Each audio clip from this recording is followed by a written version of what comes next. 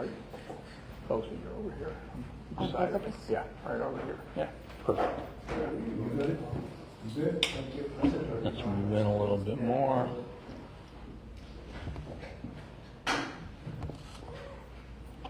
You need to move that, Andy? Yeah, can we put it up a little bit? If it goes. Unless I'm not shrinking that much. And if I shrink down, I'm not going to get up. Yeah, this is.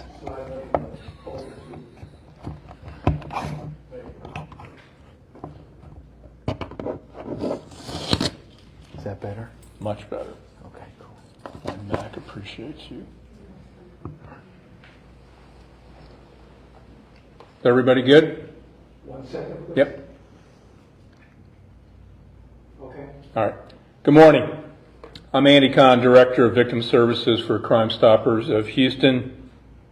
We are here today to ask for the public's help in providing information leading up to the arrest of the suspect and or suspects responsible for the horrific murder of 14-year-old Erica Garcia, June 7th, 1997.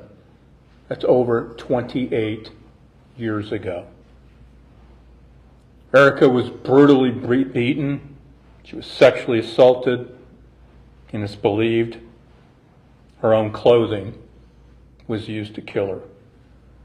Crime Stoppers may pay up to a $5,000 reward, so I'm giving you up to 5,000 good reasons to provide any information leading up to the arrest of the suspect or suspects responsible for the murders of Eric. We're asking you to call us, 713-222-TIPS, submit a tip online, www.crime-stoppers.org. We have a mobile app available in over 20 languages. Joining us here today, members from HPD's Homicide Division, Detective Ramon Cervantes, members of our Crime Stoppers Law Enforcement Detail, and of course, family members of Erica, her mother, Margarita, and her aunt, Brenda. And I'm going to ask Homicide Detective Cervantes to come up here, kind of brief everything, what's going on.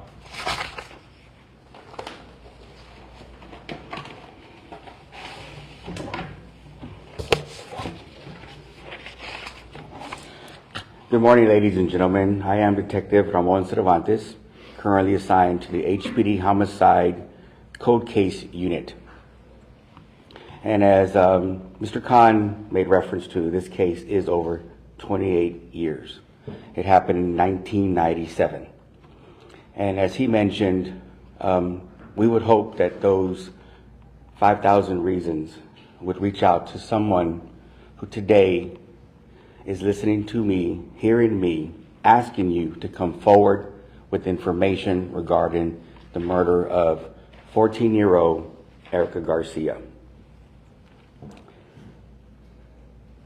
On Friday, the day before this took place, Erica was taken to a teen club back then in 1997, which was often done with a friend.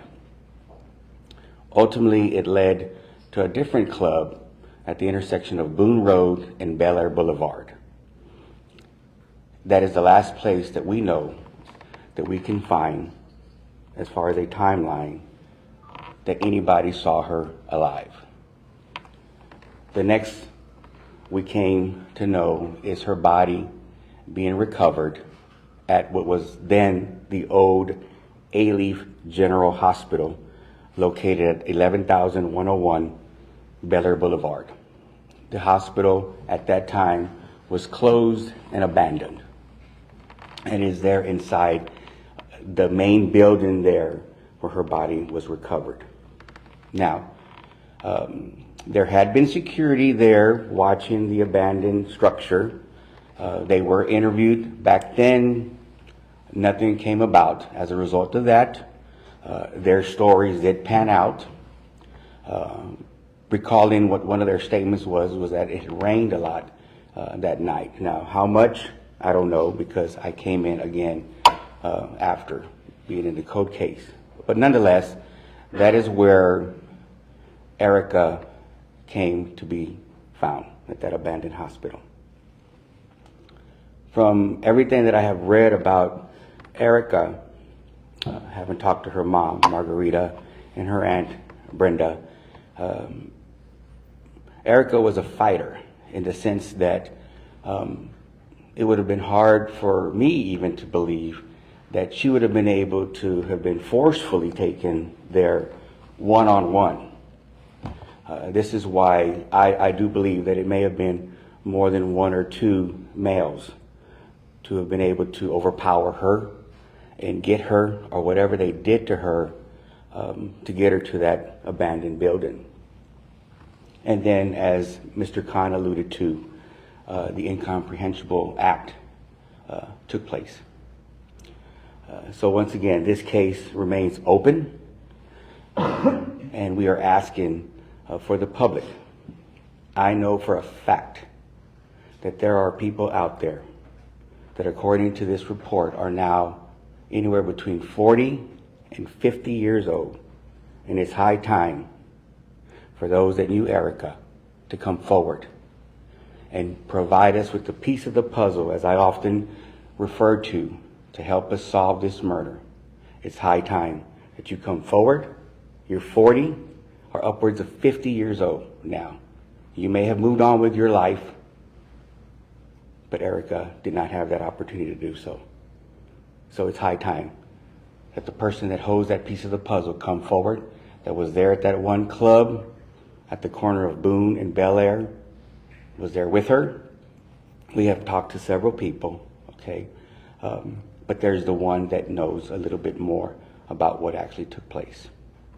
So, thank you very much for being here with us. And of course, after Ms. Garcia speaks, I will answer any questions that you might have specific to this particular case. Did you want to say anything or introduce yourself? Yeah, please. Yeah. Thank you. My name is Derek Spear, and I'm a retired Houston police officer. And I was assigned to Sharpstown Middle School at the time of Erica's death. I spoke a lot with Erica, and I'm going to kind of tag team on these other comments about the folks that are 40 and 50 that know something. They probably have children that were Erica's age. And just put yourself into Margarita's position, how she feels if that had been your kid. So definitely make the phone call. I love the 5,000 reasons, because this does need to end. We need closure.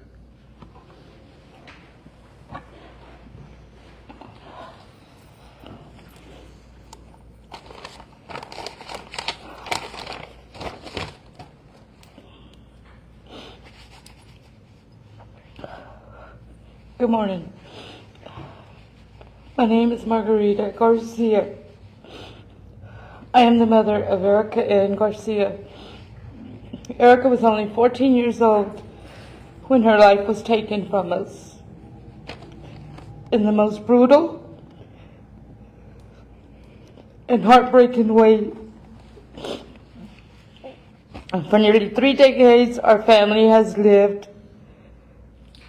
with the unbearable pain, unanswered questions, and the weight of knowing someone out there knows something and who did it.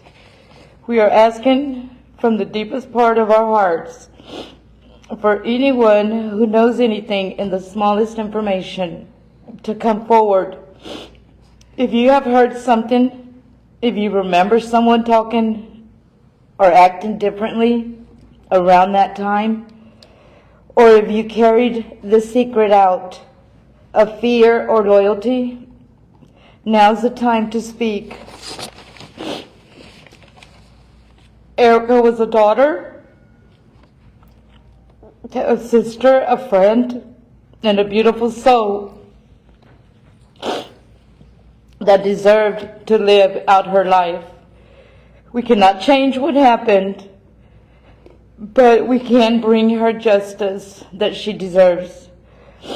Whoever did this needs to be held accountable. We waited 28 years for answers. Please help us bring peace to Erica's memory and justice for her name. Thank you.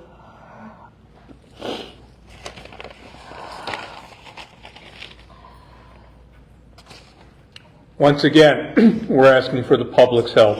And let's be real. Somebody out there knows what happened to Erica. And it's time for you to get a lightning bolt of conscience and step up to the plate and do the right thing. You've been carrying this burden now for over 28 years. Reaching out to Crime Stoppers anonymously, you can unburden what you've been carrying for over a quarter of a century. It's been 28 years and no answers. Grief is intensified when justice is lacking. It's been over 28 years and still justice is lacking for Erica and her family. It's time, and it's way overdue, to give them a semblance of closure and justice and give them the answers they so sorely need. And to the suspect and suspects that are currently wanted for this cold-blooded murder, we are going to find you. We are never going to give up. And when we do, we're going to make sure that you don't breathe free air again for a long, long time. So once again, 3 ways you can reach out and help this family. 713-222-TIPS. Online, www.crime-stoppers.org. Mobile app in over 20 languages. Erica is 14 years old. Child. Our children deserve better. Our children deserve answers. And anybody that can do this to a child doesn't deserve to be walking amongst us, living free. So that person out there that knows, come on. Look at the family. Look at Erica. Do the right thing.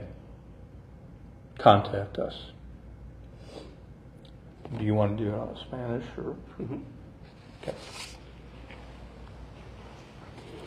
Buenos días, yo soy el detective Cervantes con el Departamento de Policía, División de los Crímenes Fríos. Estamos aquí hoy porque queremos hablar del asesinato de Erica Garcia, una niña de 14 años.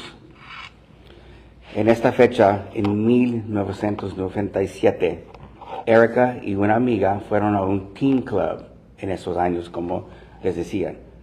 De ahí llegaron a otro club entre las calles Boone Road y Bel Air Boulevard. Ahí es el último lugar donde sabemos que Erica todavía estaba viva.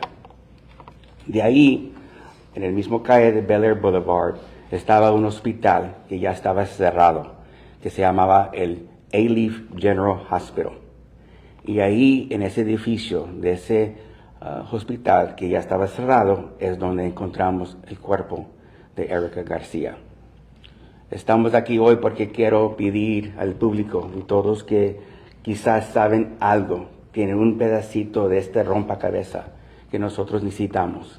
Hemos hablado con mucha gente y no voy a decir el nombre de ese grupo, pero yo creo que más o menos saben de qué estoy hablando, porque yo no quiero darles nada, pero ellos saben y quizás tienen ese pedacito de rompecabezas que nosotros necesitamos para dar una solución y podamos agarrar a los sospechosos que son responsables de este crimen. This time we'll open it up for any questions. Did you ever have a suspect at all? Was there anyone? Not a suspect by name. There's several of them, like I said, the group, if you will, and as I said right now in Spanish, I don't want to give them any props that were there, that we have identified. There's others who, quite frankly, are cowards, who have not wanted to come forward. And again, I mention again, these men, and I use that term lightly, are anywhere between 40 and 50 years old.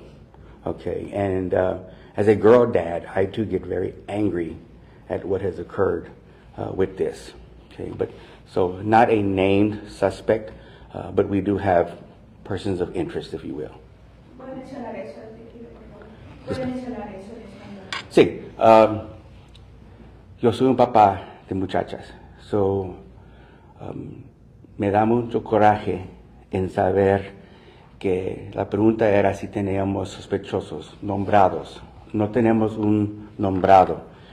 Estos miembros de este grupo, hay varios, pero en mi opinión, como papá de muchachas, son cobardes. Ya tienen entre 40 y 50 años. Ya es tiempo que ellos se presentan y nos dan ese pedacito de rompecabezas que necesitamos. Hay muchos, unos pocos personas de interés que nosotros sabemos. Were you able to count on DNA evidence in this case? That is something that the entire world likes, the DNA. And to answer your question, yes, and that's what we're going to approach. But it has to be done very carefully. When we speak about DNA, we have to understand that if I just simply touch this blouse, that's all that's there. So we have to be very careful with this type of touch DNA, that when we utilize it, that we don't expend it, because then we don't have anything else to go on. So yes, to answer your question. Participant AHOU had done a story with y'all a couple of years ago. At the time, y'all had mentioned that you were trying to do some new interviews with people. Did anything come of those interviews in particular? We have. We've traveled to New Orleans, all over Houston, and as I say, and I'm not going to hold back, you have individuals who, and they know who I'm talking about. They will know who I'm talking about when they see me, that are cowards. They're cowards. Because they were there with Erica at that last club that they were at. And they've all moved on. They've all moved on. But for some reason or another, they don't want to come forward with that one piece that I keep referring back to of this puzzle. But they're cowards. They're cowards. Detective, esas personas a las que se refiere usted son personas que vieron o participaron en el crimen como tal. Bueno, no participaron, dispense, pero que nosotros sabemos que estaban ahí en ese mismo club con Erica, que la vieron ahí. Okay. Can you repeat that in English? Okay. So again, participating and involved, I want to stop short of that. Okay. What I'm saying, and I repeat, that we're at that last club and having spoken to them, have said, some of them, not all of them, that were present while Erica was there as well. And that is the last place at that particular club at the intersection of Boone and Bel Air that we know that Erica was there and alive. Detective, para quienes no saben, un teen club, ¿qué es un teen club? ¿Cómo lo puede escribir from back in the day? Okay. ¿Cómo era eso? En ese tiempo, estos teen clubs que teníamos aquí en la ciudad, los teenagers de 14, 15 años podían ir a estos lugares donde tocaban música, podían bailar, no vendían cerveza, nada así. Pero muchos iban a esos mentados teen clubs. Y ese es el teen club donde Erica y una amiga fueron antes que todo esto pasó. No pasó de ese lugar. De ese teen club si fueron a otro. Ese es el que estoy mencionando, que estaba entre el calle Boone Road y Bel Air. Yes, sir. Is there a connection between the locale of said teen club and Alief General Hospital? Are they close to each other?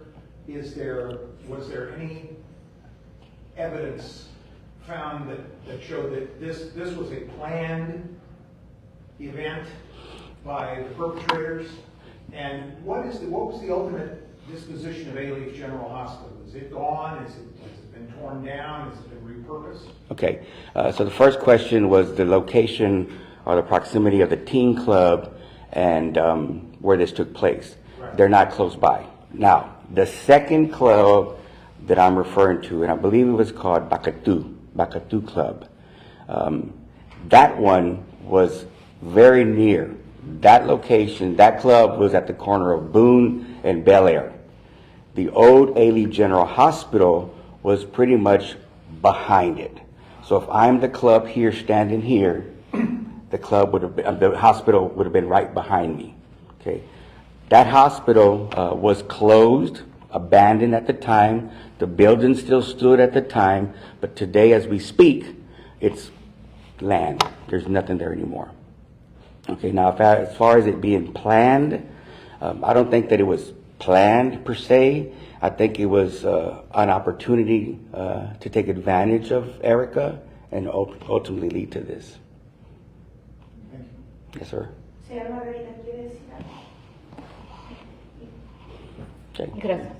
You said at the time that there was some security watching the building there too. Was this building a known problem where there was other criminal activity going on? Just trying to kind of get a better sense of what was going on there at the time. So there was security there, but it was security because the building, the hospital itself, had already been closed, abandoned. So they pretty much were watching for people to possibly go and do graffiti, break windows, whatever it may be. So there was security there. The initial detectives did speak to those security guards, and they panned out. I mean, their stories panned out as far as any other incidents taking place.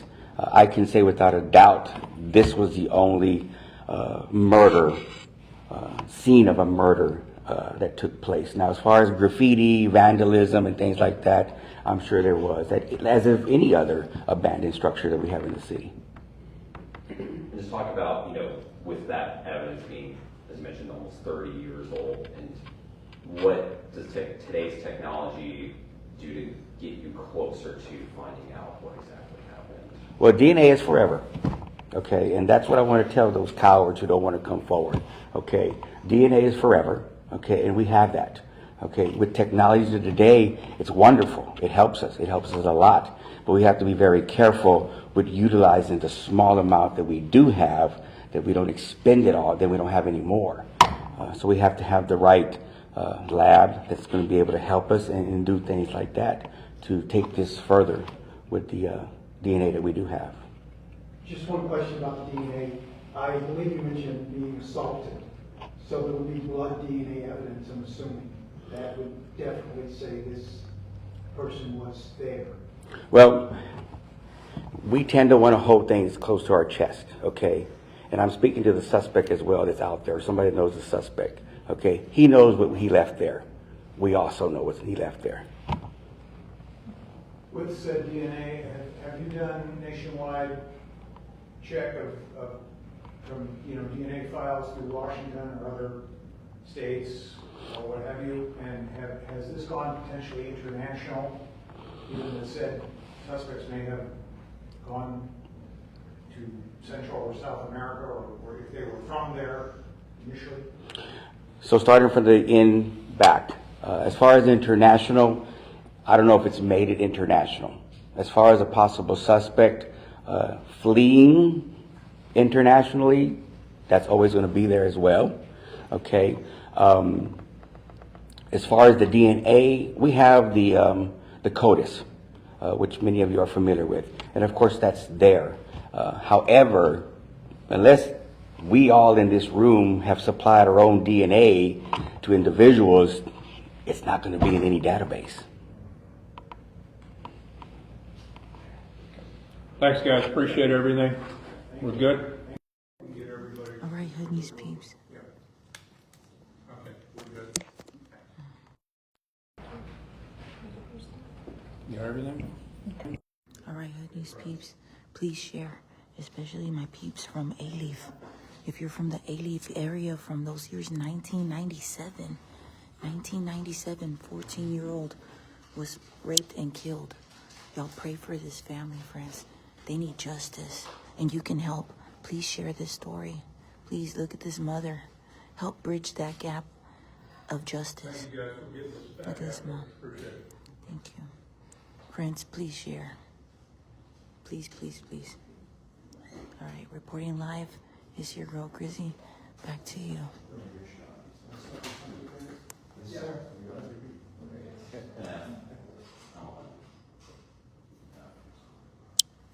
A-Leaf, somebody knows something.